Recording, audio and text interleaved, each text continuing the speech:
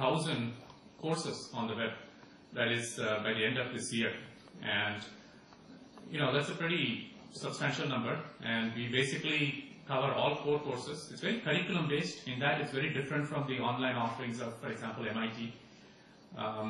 The idea is that we match the courses that are being offered and the curricula to the engineering colleges in India. It's really not aimed at IIT students. The intention is to provide IIT quality education to non-IIT students. So all the courses are taught by IIT and IISc professors. Eventually, we hope we can head to a virtual technical university which can actually start handing out some degrees or certificates or diplomas for students who take a certain number of courses and pass some exams and so on. Anyway, these three he would say are his most significant accomplishments. But getting back to IITs, clearly now there's a need to maintain and enhance our research profile. And one thing that really helps us in that regard is international collaborations. Because when we are collaborating seriously and intensely with several leading universities abroad, it kind of upgrades everyone's level of research. There is the fact of just a meeting of unlike minds. When you have faculty and students from across institutions, from across countries working together, good things happen. In fact, that's the same idea behind Research Park as well, where we are trying to bring industry and students and faculty together in a very creative environment. But international research collaborations can also work in the same way.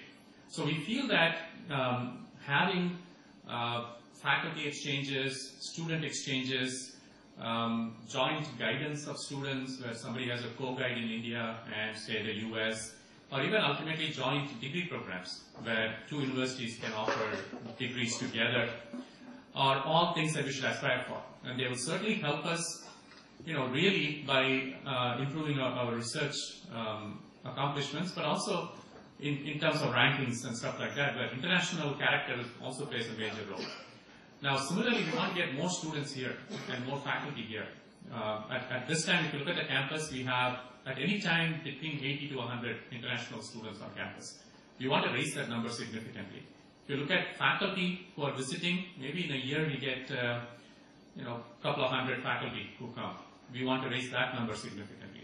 And we want them to spend more time here, teach courses, start research programs, and so on. So internationalization is again a very big push. So how do you internationalize? How do you set up these research collaborations? That's where we think alumni can play a key role. So many of our alumni are in leadership roles, in academia, in industry, in research labs, and as entrepreneurs. If you can tap into them, they are a tremendous resource for us in terms of driving all of these programs. So now, coming back to what I was talking about earlier, we want to use alumni as a means to the higher end of essentially elevating IIT Madras to a top-tier engineering and technology institution in the world. So we want to use our alumni as catalysts for academic collaborations. We want to use them as catalysts for industry collaborations. We want to use them as a source of inspiration and knowledge for student entrepreneurs. More and more of our students are now turning to entrepreneurship after graduation. How many entrepreneurs are there? So if you look at today, I have 30 students coming to me with a business card saying they're CEO of a company. That kind of thing is unheard of, right, in our days. So, but they all need mentoring. It's not something that, our students are technologically very sound. The Center for Innovation has actually led to a lot of student innovators. However, to make the bridge from an innovator to an entrepreneur is not easy, as all of you know. They need not only technical savvy, they also need business savvy and marketing savvy. And that our alumni entrepreneurs can provide.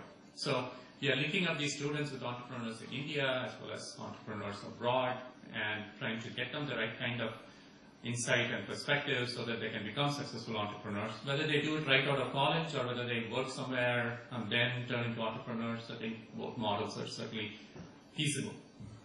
So as alumni, I think there are many different roles you can play. And we would love to have you, first visit the campus more frequently. How many of you, this is the first time after graduation coming to campus? But most of you have come here at least a few times. How many of you are from out of Chennai? Oh, big number. Out of India? Okay. Significant number. And that's good that you guys took the trouble to come here for the 15th Crystal reunion, right? So that's great. So I don't know if you've heard about it, but we have something called the Leadership Lecture Series, where we actually feature our alumni giving talks to our students, and these are extremely popular. We have roughly two a month, and so the talks are very well received, and there's also a lot of interaction before and after the talk between the students and the faculty and the alumni. So if there's something that you want to tell the students or the faculty, just contact our office. We'll be happy to arrange a lecture. Because I think it's really to me it's a win-win. For you, it's a way of giving back. And by the way, giving back doesn't have to be financial only. Certainly we encourage it. We'll talk about it later. But there are many, many other ways in which you can give back. And something as simple as coming and talking to the students is a great start.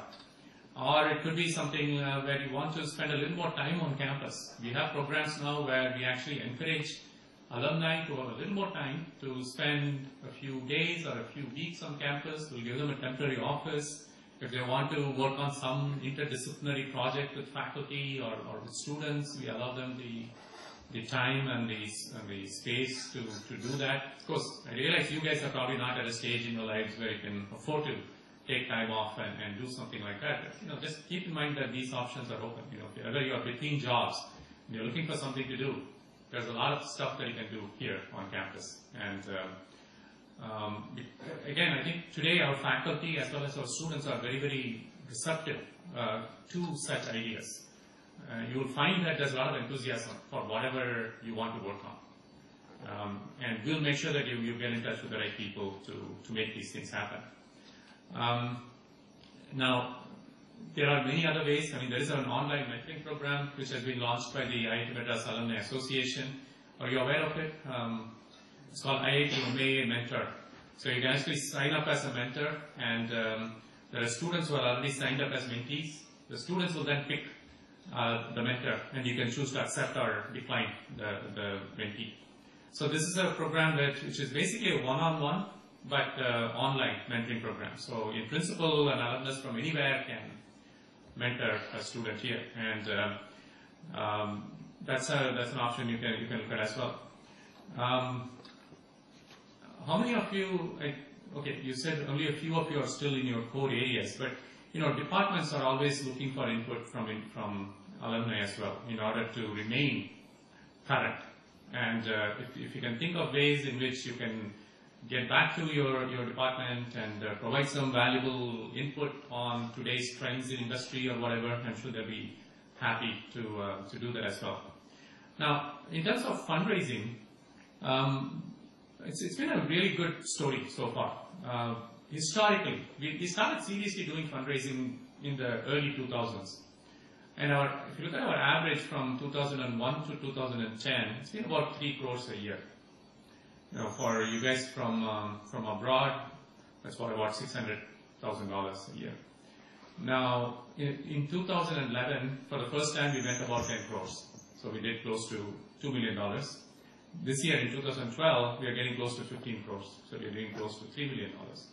So, and we are doing it with no professional help. We don't have a development office. We don't have a full-time resource doing fundraising. Compared to the US universities that I'm sure many of you are familiar with, who have 300 people doing nothing but fundraising, I think that we are able to accomplish $2 to $3 million with essentially zero resource, except myself. I'm the fundraiser. I have one person in my office, Suresh, not Suresh Mangalapurai, another Suresh, who helps with all the back office stuff, receiving, deploying, reporting back to the donor and all that. But essentially, the way we have managed fundraising in the last few years is through the faculty in charge and a group of very, very committed and dedicated volunteers. So I have a group of alumni who meet every Wednesday here on campus at 4 o'clock, and we do it religiously, whether it's a holiday or it's a hurricane brewing or whatever. And I think it's really through the effort of these volunteers that we have been able to accomplish this.